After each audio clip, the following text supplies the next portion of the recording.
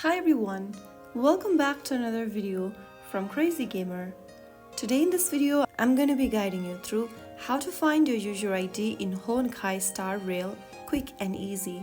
The Honkai Star Rail user ID is important for support, friend invites, and account management. Whether you are new or just need a refresher, this guide is perfect for you. First of all, open up Honkai Star Rail on your smartphone and wait for it to load fully.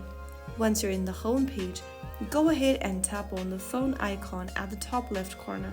Once you do that, go to the top right and you will be able to see your user ID displayed. Your user ID is a long series of numbers.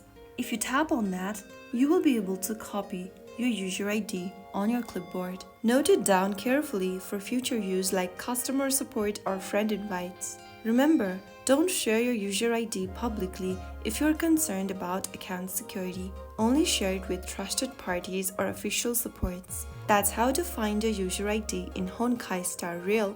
I hope this video helped you stay organized and ready for multiplayer fun or support requests. If you found the video helpful, don't forget to like, share and subscribe to the channel. I will be back again in the next video. Thank you for watching.